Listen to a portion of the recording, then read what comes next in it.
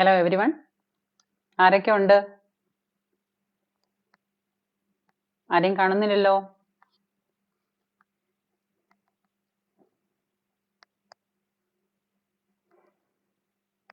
എന്തായാലും എല്ലാവരും വരുന്ന സമയത്ത് എല്ലാവരും വരുമ്പോൾ വരട്ടെ. നമ്മളെല്ലാവരും ഈ സോഷ്യൽ മീഡിയയിൽ ഒന്നും പ്രതീക്ഷിക്കാതെ, അതായത് പലരും പ്രവാസികളാണ്, പലരും അന്നന്നത്തെ അഷ്ടിക്ക് കഷ്ടപ്പെടുന്നവരാണ്, നമ്മളെല്ലാവരും സാധാരണക്കാരാണ്. അപ്പോ എന്നെ പോലുള്ളവരും നിങ്ങളെ പോലുള്ളവരും നമ്മളെല്ലാവരും കൂടി ചേർന്ന ഒരു അവസ്ഥയിൽ നമുക്കെല്ലാവർക്കും ഒന്നും പ്രതീക്ഷിക്കാതെയാണ് നമ്മളെല്ലാവരും ഈ സോഷ്യൽ മീഡിയയിൽ വന്നിട്ട് പല ദേശീയ പോസ്റ്റുകളും ഇടാറുള്ളതും പല തരത്തിലുള്ള അവരവരുടെ നമ്മുടേതായ ദേശീയത പ്രകടിപ്പിക്കാറുള്ളതൊക്കെ നമ്മൾ അങ്ങനെയാണ്. അപ്പൊ നമുക്ക് ഒരു ഇന്നത്തെ ദിവസത്തിനൊരു പ്രത്യേകതയുണ്ട്. അപ്പോൾ ആ ദിവസത്തിന്റെ പ്രത്യേകത പൂർണ്ണമാവണമെങ്കിൽ ഒരു 4 വരി, തെറ്റുണ്ടെങ്കിൽ നിങ്ങൾ ക്ഷമിക്കണം. അപ്പൊ ഞാൻ ആ 4 വരി ഇന്നിപ്പോ ഇവിടെ ചൊല്ലേണ്ടത് അത്യാവശ്യമാണെന്ന് എനിക്ക് തോന്നുന്നു. അതുകൊണ്ടാണ് ഞാൻ ചൊല്ലുന്നത്. അപ്പോ ഞാൻ പറയട്ടെ. സംഘ സംഘമൊരേ ജപം ഹൃദയത്തുടിപ്പുകളാവണം, സംഘമാവണമെന്റെ ജീവിതമെന്തു ധന്യമിതിൽ പരം. ഇത്രയേ എനിക്ക് പറയാനുള്ളൂ. നിങ്ങളോട് എല്ലാവരോടും എൻ്റെ ആറ്റിറ്റ്യൂഡാണ് ഞാൻ വ്യക്തമാക്കിയത്. നമ്മുടെയൊക്കെ രക്തത്തിൽ അലിഞ്ഞു ചേർന്ന ആ ദേശീയതയിൽ ഉറപ്പിച്ച് വിശ്വസിച്ചുകൊണ്ടാണ് ഞാനിപ്പോ ഇന്നും നിങ്ങളുടെ മുന്നിൽ നിൽക്കുന്നത്. ഒന്നും ആഗ്രഹിച്ചുകൊണ്ടല്ല, നമ്മളിൽ ആരും ഒന്നും ആഗ്രഹിച്ചുകൊണ്ടല്ല. നമുക്ക് എല്ലാവർക്കും നമ്മുടെ ദേശം നന്നായി കാണണം, നമ്മുടെ നാട് നന്നായി ഉണ്ടാവണം, നമ്മുടെ നാട് നിലനിൽക്കണം എന്ന ആഗ്രഹത്തോടു കൂടിയിട്ടാണ് നമ്മൾ എല്ലാവരും സോഷ്യൽ മീഡിയയിൽ അഹോരാത്രം സമയം കിട്ടുമ്പോഴൊക്കെ പ്രവർത്തിക്കുന്നത്. ഈ നമ്മളിൽ പലരും ഒന്നും ആഗ്രഹിച്ചുകൊണ്ടല്ല. അപ്പോ നമ്മുടെ പ്രതീക്ഷകളെ ചവിട്ടി അരച്ചുകൊണ്ട്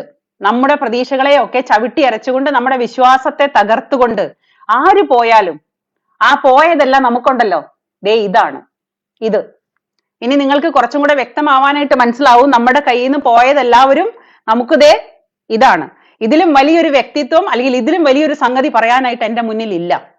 നമ്മുടെ കൂട്ടത്തിൽ നിന്ന് ആര് പോയാലും ആ പോയവരൊക്കെ നമുക്ക് ഇതിന് തുല്യമാണ്. ഇതിന് എന്തുമാത്രം ഊരി പോകുന്നതെന്നറിയോ? കണ്ടമാനം മുടിയുണ്ടായിരുന്ന ആളാണ് ഞാൻ. അത് മുഴുവനും പോയി കഴിഞ്ഞു. അപ്പൊ ഇനി പോയാലും ഞാൻ ദുഃഖിച്ചിട്ട് കാര്യമില്ല. കാരണം ഇതിലും വലിയ ഉപമ പറയാനായിട്ട് ഇനി എൻ്റെ കയ്യിലൊന്നും ബാക്കിയില്ല. അപ്പൊ ഇതാണ് നമുക്ക് പോയത്, അത്രയേ ഉള്ളൂ. അതിന്റെ പേര് ഞാൻ പറയുന്നില്ല, അത് നിങ്ങൾ ഊഹിച്ചെടുത്താൽ മതി. പിന്നെ അടുത്തത്, ഒരു കൂട്ടം മനുഷ്യരുടെ വിശ്വാസങ്ങളെ തകർത്തുകൊണ്ടാണ് ഇവരെല്ലാവരും ഈ ഡ്രാമ കളിക്കുന്നത്, അല്ലേ? ഇവരെല്ലാവരും നിന്ന നൈവിൽ നിന്ന് മലക്കം മറിഞ്ഞുകൊണ്ട്, ഒരൊറ്റ നിമിഷം കൊണ്ട് മലക്കം മറിഞ്ഞുകൊണ്ടാണ് ഇവര് ഈ പറയുന്ന ഡ്രാമ കാണിക്കുന്നത്. അതിപ്പം നമ്മളിപ്പോ ഈ ഏറ്റിക്കൊണ്ട് നടക്കുന്ന നമ്മുടെ കൂട്ടത്തിലുള്ള നേതാക്കന്മാർ നാളെ കാല് മാറും. ഈ രാഷ്ട്രീയത്തിന്റെ കളി എന്ന് പറഞ്ഞാൽ കുതികാല് വെട്ടലും പരസ്പരം ചവിട്ടലും കുത്തലും ഒക്കെ തന്നെയാണ്. പക്ഷെ നമ്മളെ പോലുള്ള കുറെ അണികള്, ഇതിൽ വിശ്വസിച്ച് നടക്കുന്ന നമ്മളെ പോലുള്ള കുറെ അണികൾ പരസ്പരം അങ്ങോട്ടും ഇങ്ങോട്ടും വഴക്കിടേണ്ട കാര്യമില്ല ഈ നേതാക്കന്മാരുടെ പേര് പറഞ്ഞിട്ട്. കാരണം ഇവരെപ്പോ കാല് മാറുന്നൊന്നും നമുക്ക് പറയാൻ പറ്റില്ല.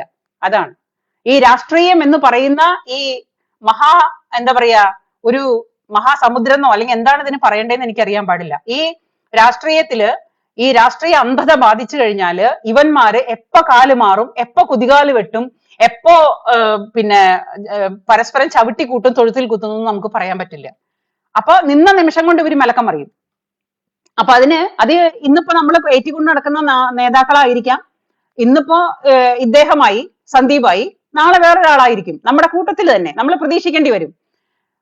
മനസ്സിന് ഒരുപാട് വിഷമം തോന്നി, ഇല്ലെന്ന് പറഞ്ഞാൽ അത് നുണയാവും. മനസ്സിന് കൂട്ടത്തിൽ നിന്ന് ഒരാൾ കൊഴിഞ്ഞു പോയപ്പോൾ മനസ്സിന് ഒരുപാട് വിഷമം തോന്നി.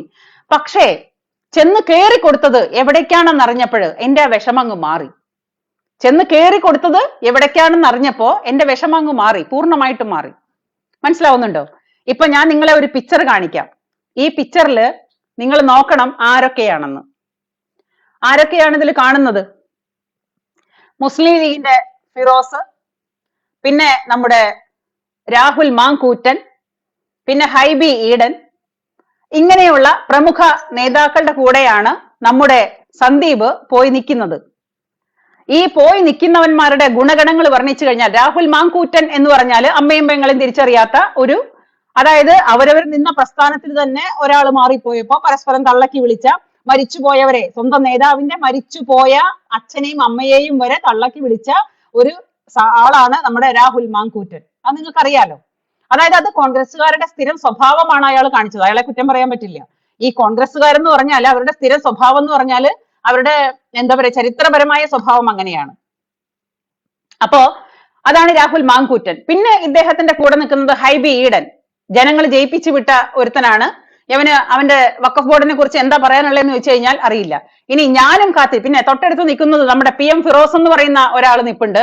അതായത് ഇനിയിപ്പം പൈസ ഒരുപാട് വരാനും ഇപ്പൊ എന്തൊക്കെ ജിഹാദി ഫണ്ട് വന്നു കേൾക്കുന്നുണ്ട്. മൊത്തം നമ്മുടെ നാട് തന്നെ, നമ്മുടെ ഭാരതത്തിൽ തന്നെ ജിഹാദികൾക്ക് എഴുതി കൊടുത്ത, നമ്മുടെ നാട് തന്നെ ജിഹാദികൾക്ക് എഴുതി കൊടുത്ത, കഴിഞ്ഞ 10-65 കൊല്ലം 10-70 കൊല്ലമായിട്ട് ജിഹാദികളും ഈ പറയുന്ന മൊത്തം ജിഹാദികളാണല്ലോ, ഇനിയിപ്പോ ഒന്നും വേർതിരിച്ച് പറയാനില്ല, മൊത്തം ഭരിച്ചു മുടിച്ച് അവസാനിച്ച് കിടപ്പാടം വരെ ഇല്ലാണ്ടാക്കി, പലരുടെയും കിടപ്പാടം പോലും ഇല്ലാണ്ടാക്കിയ അവസ്ഥയിൽ നിൽക്കുന്ന അവസ്ഥയിലാണ് ഇദ്ദേഹം ചെന്ന് കയറി കൊടുക്കുന്നത്.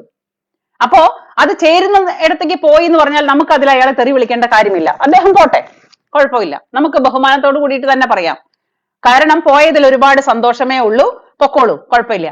അത് എന്തിന്റെ പേരിലായാലും. കാരണം എന്താ വെച്ചാല് നമ്മൾ അങ്ങനെ ഒരു നന്ദികേട് പറയേണ്ട കാര്യമില്ല കൂട്ടുകാരെ. ഇത്രയും കാലം നമുക്ക് വേണ്ടി അഹോരാത്രം അല്ലെങ്കിൽ ഇത്രയും കാലം നമുക്ക് വേണ്ടി എന്തെങ്കിലും നല്ല വാക്കുകൾ പറഞ്ഞിട്ടുണ്ടെങ്കിൽ, നമ്മളെ സപ്പോർട്ട് ചെയ്തിട്ടുണ്ടെങ്കിൽ അതിന് നമ്മൾ ഇന്നലെ വരെ വന്ന വഴി നമ്മൾ മറക്കണ്ടല്ലോ. അവര് മറന്നോട്ടെ, നമ്മുടെ സംസ്കാരം അതിന് അനുവദിക്കുന്നില്ല. അപ്പൊ നമ്മൾ വന്ന വഴി മറക്കണ്ട. അയാൾ വന്ന വഴി മറന്നിട്ട് അയാൾ പോയെങ്കിൽ അയാൾ പൊക്കോട്ടെ, കുഴപ്പമില്ല. ആ പോയത് പക്ഷെ ഇങ്ങനെയാണ്. അതായത് ഏറ്റവും കൂടുതൽ ജിഹാദികളെ നട്ടു നനച്ച് വളർത്തിക്കൊണ്ടുവരുന്ന ഈ നാട്ടില് ആ ജിഹാദി കൂട്ടങ്ങൾക്ക് വച്ചു വിളമ്പി കൊടുക്കാനായിട്ടാണ് ഇദ്ദേഹം പോയിട്ടുള്ളത്. അപ്പൊ നമുക്ക് അങ്ങനെ സന്തോഷിക്കാം. ഇനി ഇദ്ദേഹം ചാനൽ ചർച്ചകളിലെല്ലാം വന്നിരുന്നിട്ട് നമ്മുടെ പ്രധാനമന്ത്രി തെറിവിളിക്കുമായിരിക്കും, നമ്മുടെ ദേശീയതയെ ചോദ്യം ചെയ്യുമായിരിക്കും, നമ്മുടെ എന്താ പറയാ നമ്മൾ വിശ്വസിക്കുന്ന നമ്മുടെ പ്രസ്ഥാനത്തെ ചോദ്യം ചെയ്യുമായിരിക്കും. എനിവേ, ഇനി ആ തമാശകളും കോമഡികളൊക്കെ നമ്മൾ ഇനി കാണാൻ കിടക്കുന്നേ ഉള്ളൂ. പക്ഷേ എനിക്ക് ചോദിക്കാനുള്ളത്, ഈ പറയുന്ന സന്ദീപിനോട് എനിക്ക് ചോദിക്കാനുള്ളത്, വഖഫ് ബോർഡിനെ കുറിച്ച് ഇനി ഇപ്പൊ സന്ദീപ് എന്തായിരിക്കും പറയുണ്ടാവുക? ഞാൻ കുറച്ച് എക്സൈറ്റഡ് ആണ് അതറിയാൻ വേണ്ടിയിട്ട്. നിങ്ങളും എക്സൈറ്റഡ് അല്ലേ? കാരണം വഖഫ് ബോർഡിനെ കുറിച്ച് സന്ദീപിന് ഇനി എന്താണ് പറയാനുള്ളത് ഉണ്ടാവുക? നമ്മൾ ആകാംക്ഷയോട് കൂടിയിട്ട് കാത്തിരിക്കാം ഇനി വരാൻ പോകുന്ന കാര്യങ്ങളെ മുഴുവൻ. എന്താണെങ്കിലും ശരി, ഈ രാഷ്ട്രീയത്തില് സ്ഥാനമാനങ്ങൾക്കും, അതായത് എന്താണ് കസാര കിട്ടാത്തതിനും അത് ആ സ്ഥാനമാനങ്ങൾ നേടിയെടുക്കാനും അല്ലെങ്കിൽ അതിനേക്കാൾ മേലെ പണങ്ങൾക്കും മൂല്യം കൽപ്പിച്ചിട്ട് പോകുന്ന ആൾക്കാരാണെന്നുണ്ടെങ്കിൽ ഇനി പോകാൻ ഇരിക്കുന്നവരോടും കൂടിയിട്ട് ഞാൻ പറയാണ്, ഈ പാവം കൂടെ നടന്നിട്ട് 24 അവറും കൂടെ നടന്നിട്ട് വിശ്വസിച്ച് നടക്കുന്ന ഞങ്ങളെ പോലുള്ള പാവങ്ങളുടെ നെഞ്ചത്ത് പൊങ്കാലയിട്ടുകൊണ്ട്, ഞങ്ങളെ പോലുള്ള പാവം പിടിച്ച പ്രവർത്തകര് അല്ലെങ്കിൽ പാവം പിടിച്ച അണികള് ആ വിശ്വാസത്തെ ചോദ്യം ചെയ്തുകൊണ്ട് പോയപ്പോഴ് ആ പോയ പോക്കിന് ഈശ്വരൻ നാളെ ഒരു തിരിച്ചടി കൊടുക്കാതിരിക്കില്ല, ഉറപ്പായിട്ടും. അതിപ്പോ ജിഹാദികളുടെ പണം കണ്ടുകൊണ്ടാണോ അതോ ഇനി ജിഹാദിസം ഇഷ്ടപ്പെട്ടിട്ടാണോ? കാരണം കോൺഗ്രസ് എന്ന് പറഞ്ഞാൽ ജിഹാദിസം എന്നാണ് അർത്ഥം. ഈ കോൺഗ്രസ് എന്ന് പറഞ്ഞാൽ ജിഹാദിസം എന്നാണ് അർത്ഥം. ഇതിനേക്കാളും ഭേദം ബോംബെയിലുള്ള പോലെ ചുവന്ന തെരുവുകളിൽ പോയിട്ട് അവിടെ ശരീരം വിൽക്കുന്ന സ്ത്രീകൾക്കൊപ്പം കൂടെ കിടക്കുമായിരുന്നു. അല്ലെങ്കിൽ അദ്ദേഹം അവരിൽ നിന്ന് പിരിഞ്ഞു കിട്ടുന്ന പൈസ മേടിച്ചിട്ട് അതുകൊണ്ട് കഞ്ഞി കുടിക്കായിരുന്നു നല്ലത് എന്നെനിക്ക് തോന്നുക. കാരണം എന്തിനാണെങ്കിലും ഒരു അന്തസ്സില്ലേ? നമുക്ക് എല്ലാവർക്കും ആർക്കും ഒരു അന്തസ് ഉണ്ടല്ലോ. അപ്പോ ഈ ജാതി പരിപാടികൾ, അധികാരം മാത്രം തലക്കി പിടിച്ചിട്ട് ഈ കസാരകളുടെ പേരും പറഞ്ഞിട്ട് അധികാരം തലക്കി പിടിച്ചിട്ട് നടക്കുന്നവരെ നിങ്ങൾ എല്ലാവരും ഈ സ്ഥാനമാനങ്ങൾക്ക് വേണ്ടി ചൊല്ലി കലഹിച്ച് നാണം കിട്ടു നടക്കുന്നിതു ചിലർ എന്ന് ജ്ഞാനപ്പാട്ടിയിൽ പറഞ്ഞ പോലെ, ഈ സ്ഥാനമാനങ്ങൾക്ക് വേണ്ടിയിട്ട് നിങ്ങൾ ഇങ്ങനെ ആക്രാന്തം മൂത്തിട്ട് ഇവിടെ നിന്നിട്ട് അങ്ങോട്ട് ചാടി അവിടെ നിന്നിട്ട് ഇങ്ങോട്ട് ചാടി, ഇതിന് എന്തു പറയാ, ജീവിച്ചിരിക്കുന്നവരാണെങ്കിലും മരിച്ചു മണ്ണടിഞ്ഞവരാണെങ്കിലും ശരി, കുഴിയിൽ പോയി കിടക്കുന്ന തന്തമാരെ വരെ പറയിപ്പിക്കലാണിത്. തന്തമാരെ വരെ പറയിപ്പിക്കല്. എന്നെയോ നിങ്ങളെയോ നമ്മളൊന്നും വടിയെടുത്തിട്ടല്ല ഇതിലേക്ക് വന്നത്. നമ്മൾ ദേശീയത ഇഷ്ടപ്പെട്ടു വന്നതാണ്. നമ്മുടെ നാട് വേണം, രാഷ്ട്രം വേണം ആദ്യം, രാഷ്ട്രീയം രണ്ടാമതാണ്. നമ്മുടെ രാഷ്ട്രമാണ് ആദ്യം വേണ്ടത്. അത് ഏതൊരു പൊട്ടലും ചിന്തിച്ചാൽ മനസ്സിലാവും. അല്ലാണ്ട് രാഷ്ട്രത്തിന് തീരെഴുതി കൊടുത്തിട്ട്, രാഷ്ട്രത്തിനെ ജിഹാദിസത്തിന് വിട്ടുകൊടുത്തിട്ട്, രാഷ്ട്രത്തിനെ ഇവിടുത്തെ ഒരു വിഭാഗം പിന്നെ എന്താ പറയാ ജിഹാദികൾക്ക് തീരെഴുതി കൊടുത്തിട്ട് ആ രാഷ്ട്രത്തിനെ കെട്ടിപ്പിടിക്കുന്ന രീതി, അത് ഒപ്പം ഒരു ഭാഗത്ത് ആദർശം പറയാ, ഒരു ഭാഗത്ത് ഊഞ്ഞാലാടൽ, രണ്ടും കൂടി നടക്കില്ലല്ലോ. അപ്പൊ അതുകൊണ്ട് ഇത്രയും കാലം ഈ കോൺഗ്രസ് കഴിഞ്ഞ 10-70 വർഷങ്ങളായിട്ട് ഇവിടെ ഈ കോൺഗ്രസ് എന്താണ് കാണിച്ചു കൂട്ടിയെന്നുള്ളത് നമുക്ക് എല്ലാവർക്കും അറിയാവുന്നതാണ്. ഇന്നിപ്പോ ഓരോ കൊച്ചുകുട്ടികൾക്കും അറിയാവുന്ന കാര്യങ്ങളാണ് ഇവിടുത്തെ കോൺഗ്രസ് ഇവിടെ എന്താ ചെയ്തതെന്നുള്ളത്. പിന്നെ കോൺഗ്രസിലുള്ള ഓരോ നേതാക്കന്മാരുടെ കാര്യം ഒരു എന്താ പറയാ നമ്മുടെ ഒരു എന്താ പറയാ അവരുടെ പേര് ഞാൻ പറയുന്നില്ല, ഇനിയിപ്പോ പേര് പറഞ്ഞിട്ട് പ്രശ്നമാവണ്ട. അവര് ഇരയാണോ അതോ വേട്ടക്കാരനാണോ എന്നൊന്നും നമുക്കറിയില്ല. അപ്പൊ അതുകൊണ്ട് പെണ്ണുങ്ങളുടെ പേര് പറഞ്ഞു കഴിഞ്ഞാൽ ഞാൻ പെണ്ണാണെങ്കിലും എനിക്ക് പണി കിട്ടുന്ന അവസ്ഥയാണ്. അപ്പൊ നമ്മുടെ പഴയൊരു കോൺഗ്രസിനെ താഴേക്ക് തട്ടിയിട്ട ഒരു യന്ത്രം ഉണ്ടല്ലോ, പീഡന യന്ത്രം, അവരെ അങ്ങനെ വിളിക്കാം നമുക്ക്, പീഡന യന്ത്രം. ആ പീഡന യന്ത്രത്തിന്റെ മേൽ കിടന്ന് ഊഞ്ഞാലാടത്ത ഒരു കോൺഗ്രസ്സുകാരനും ഇല്ല, അറിയാവുന്നതല്ലേ. പിന്നെ ഈ കോൺഗ്രസിന്റെ മാന്യത എന്താണെന്ന് ചോദിച്ചു കഴിഞ്ഞാല് ആദ്യം തൊട്ട് അവസാനം വരെ നമ്മൾ നോക്കുമ്പോൾ ഇവരുടെ മാന്യതയാണ് ഇന്നിപ്പം ഇന്ത്യ മഹാരാജ്യം അനുഭവിക്കുന്നത്. അപ്പൊ അതുകൊണ്ട് ഈ തന്തയില്ലായ്മ ചെയ്ത ആരാണെങ്കിലും ശരി, അവർക്ക് നാളേക്ക് നല്ലത് വരട്ടെ എന്ന് നമുക്ക് പ്രാർത്ഥിക്കാം. നമ്മൾ ആരോടും ഒരു തരത്തിലുള്ള ബുദ്ധിമുട്ടുകൾക്കും പോകുന്നില്ല, പഴിചാറുകളും പറയുന്നില്ല, ഒന്നും പറയുന്നില്ല. എല്ലാവർക്കും നന്മ വരാൻ വേണ്ടി പ്രാർത്ഥിക്കാം നമുക്ക്. കാരണം ചെന്ന് കയറി കൊടുത്തത് അങ്ങനെ ഒരു സ്ഥലത്തായതുകൊണ്ട് യാതൊരു നഷ്ടങ്ങളും ഇല്ല. മനസ്സിന് ഒരുപാട് വിഷമം ഉണ്ടായിരുന്നു. കാരണം നേരം വെളുത്തിട്ട് ഇങ്ങനൊരു ന്യൂസ് കണ്ടപ്പോൾ ഒരുപാട് സങ്കടം ഉണ്ടായിരുന്നു. പക്ഷെ ഇപ്പൊ എന്റെ സങ്കടമൊക്കെ മാറി. ഞാൻ മാനസികമായിട്ട് കാരണം ഒരാൾ പോയാൽ ഈ പറയുന്ന പോലെ 9 ആൾ വരും. നമ്മൾ ദേശീയത ഇഷ്ടപ്പെടുന്ന മനുഷ്യര് ഉണ്ടെങ്കിൽ അത്രയും മനുഷ്യര് നമ്മളിലേക്ക് തിരിച്ചു വരും. ഈ ദേശീയത ഇഷ്ടപ്പെട്ടുകൊണ്ട് തന്നെ ഇവിടെ തന്നെ ഉണ്ടാവും. നമുക്ക് ആരുടെയും കസാര വേണ്ട. നമ്മൾ അഹോരാത്രം പാടുപെട്ട് നമ്മുടെ കുടുംബം നോക്കാനായിട്ട് ബുദ്ധിമുട്ടുന്നതിനിടയിലും ഞാനൊരു പ്രവാസിയാണെന്നുണ്ടെങ്കിൽ കൂടിയിട്ട് ഞാൻ എന്റെ വിലപ്പെട്ട സമയങ്ങൾ ഫ്രീ ടൈം കിട്ടുമ്പോൾ ഞാനൊരു സിനിമ കാണാനോ കോമഡി കാണാനോ അല്ല ഞാൻ ഉപയോഗിക്കാറ്.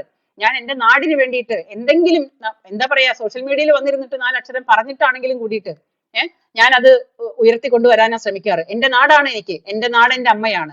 എന്റെ പ്രസവിച്ച അമ്മ കഴിഞ്ഞു കഴിഞ്ഞാൽ പിന്നെ എനിക്ക് ഏറ്റവും മഹത്വം എന്റെ നാടാണ്, എന്റെ ഇന്ത്യ മഹാരാജ്യമാണ്, എന്റെ ഭാരതമാണ്. ഒപ്പം എനിക്ക് ഭക്ഷണം തരുന്ന ഈ രാജ്യത്തെയും ഞാൻ ഒരുപാട് സ്നേഹിക്കുന്നു. അങ്ങനെ ആവാനേ നമുക്ക് കഴിയുള്ളൂ. അങ്ങനെ ആവണം മനുഷ്യനായവര്.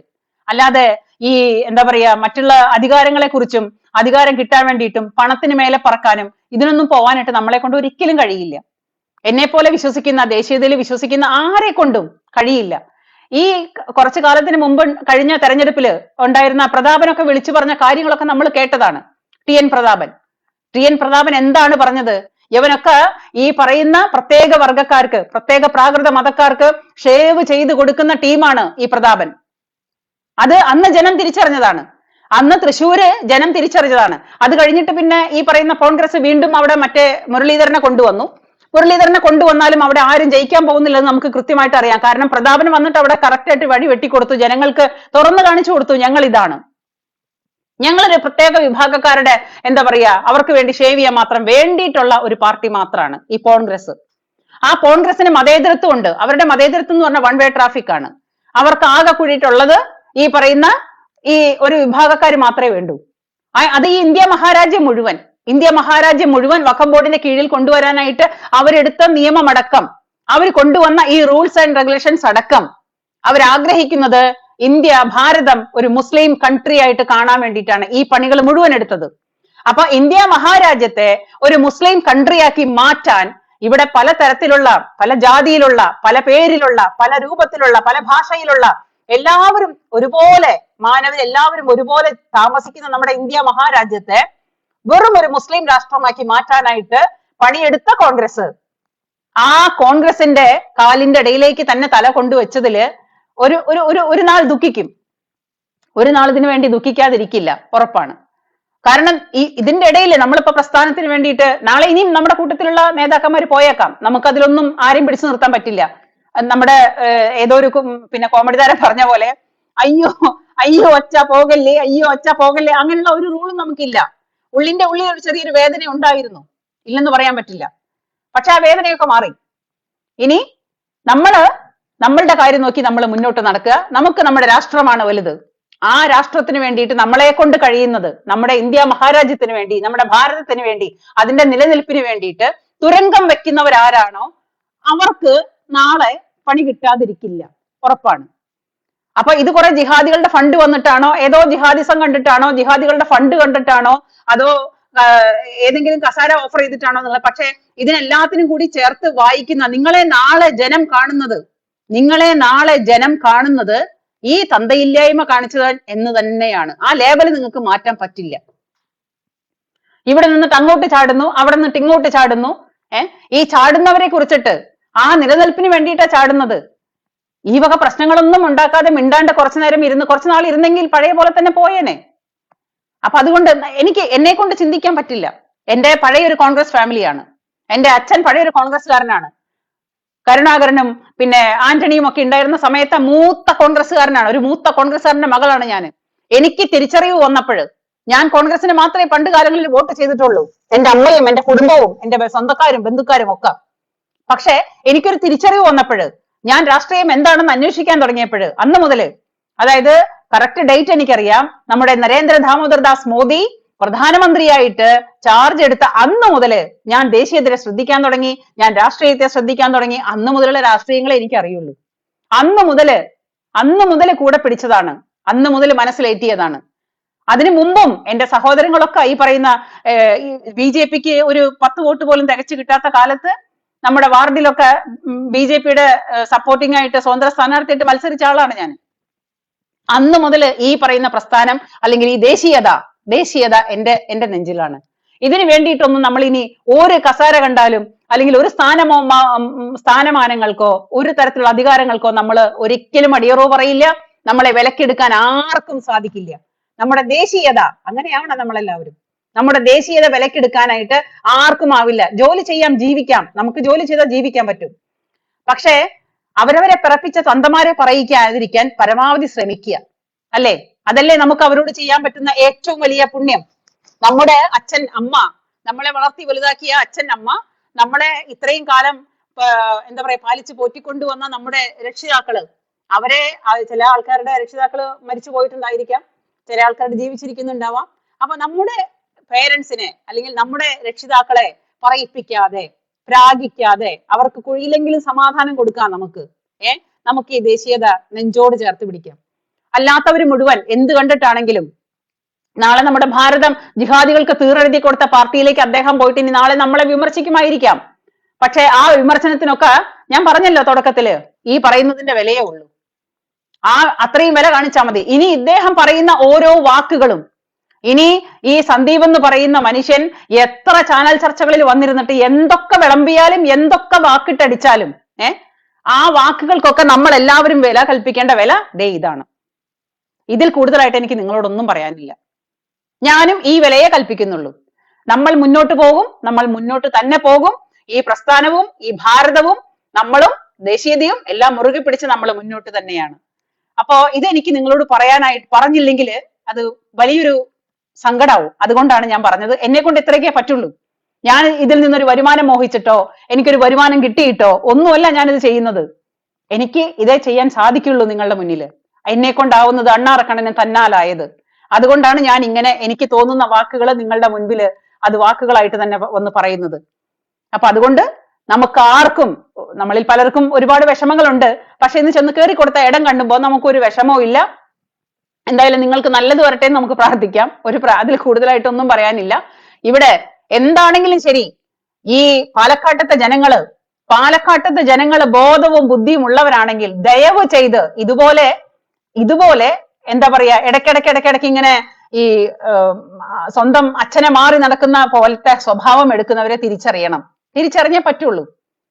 കാരണം ഈ പറയുന്ന പ്രസ്ഥാനത്തിനെയും ഈ പറയുന്ന ദേശീയതയെയും നമുക്ക് രാഷ്ട്രീയമല്ലല്ലോ നമുക്ക് വലുത്, നമുക്ക് രാഷ്ട്രമാണ്. നമ്മുടെ രാജ്യം നിലനിൽക്കണം. നമ്മുടെ രാജ്യം നിലനിൽക്കണമെങ്കിൽ അവിടെ ദേശീയത ഉണ്ടാവണം. ആ ദേശീയ ചിന്തകരും ആ ദേശീയത ഉൾക്കൊണ്ട് ജീവിക്കുന്ന മനുഷ്യരും ഉണ്ടെങ്കിലേ നമ്മുടെ നാട്, നമ്മുടെ ഭാരതം മുന്നോട്ട് പോവുള്ളൂ. ഈ പാർട്ടിക്കാരും രാഷ്ട്രീയക്കാരും ഒക്കെ അവരുടെ പോക്കറ്റ് നിറയ്ക്കാനായിട്ട് അവർ പല നാടകങ്ങളും കളിക്കും. നമ്മളെ പോലെ ദേശീയത ഉയർത്തിപ്പിടിക്കുന്ന, ദേശീയതയ്ക്ക് പ്രാധാന്യം കൊടുക്കുന്ന, യാതൊന്നും മോഹിക്കാതെ ഈ പ്രസ്ഥാനത്തിലേക്ക് വരുന്ന നമ്മളെ പോലുള്ളവരാണ് നാളെ ഭാരതത്തെ താങ്ങി നിർത്തുക. നമ്മളെ പോലെ ചിന്തിക്കുന്നവര്. അല്ലെങ്കിൽ ഈ കോൺഗ്രസ്സുകാരെ പോലെ ചിന്തിക്കുന്നവരൊക്കെ ആണെങ്കിൽ വഖഫിന് തീറെഴുതി കൊടുത്ത പോലെ ഇന്നിപ്പോ വഖഫിന്റെ പേരും പറഞ്ഞ് ലോകം മുഴുവനും, നമ്മുടെ ഭാരതം മുഴുവനും കഷ്ടപ്പെടുകയാണ്. വഖഫിന്, അതായത് ലോകം മുഴുവനും എതിർക്കുന്ന ഈ ഇസ്ലാം ഭീകരതയെ, ജിഹാദിസത്തെ, അതിനെയാണ് ഇപ്പൊ ഇദ്ദേഹം നെഞ്ചിലേറ്റിയത്. നമ്മുടെ ഭാരതത്തെ വെട്ടിമുറിക്കുന്ന, നമ്മുടെ ഭാരതത്തെ ഇല്ലായ്മ ചെയ്യുന്ന ആ ഭീകരത, ആ ജിഹാദിസമാണ് ഇന്ന് അദ്ദേഹം നെഞ്ചിലേറ്റിയിട്ടുള്ളത്. അത് അദ്ദേഹത്തിന്റെ വഴി. നമുക്കതിൽ യാതൊരു തരത്തിലുള്ള അഭിപ്രായ വ്യത്യാസവും ഇല്ല. അപ്പോ ഈ പറയുന്നവര് പോണവര് പോട്ട്, നമുക്ക് നമ്മുടെ വഴി, നമുക്ക് നമ്മുടെ ആദർശങ്ങളും നമ്മുടെ ദേശീയതയും കൊണ്ട് നമുക്ക് മുന്നോട്ട് പോവാം. ഞാനും നിങ്ങൾക്കൊപ്പം തന്നെ. എല്ലാ തരത്തിലും ഒരുപാട് വിഷമമുണ്ടായിരുന്നു, ഒരുപാട് സങ്കടം ഉണ്ടായിരുന്നു. അപ്പൊ ഇന്ന് വന്നിട്ട് കേട്ടിട്ടുള്ള സർവ്വ കാര്യങ്ങളും ഫോട്ടോസും സംഗതികളൊക്കെ കണ്ടപ്പോ എന്റെ വിഷമങ്ങളൊക്കെ മാറി. എനിക്കിപ്പം അല്പം സമാധാനമുണ്ട്.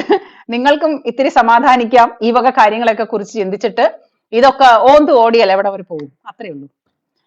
അപ്പൊ എല്ലാവർക്കും എൻ്റെ നമസ്തേ. ജയ് ഹിന്ദ്.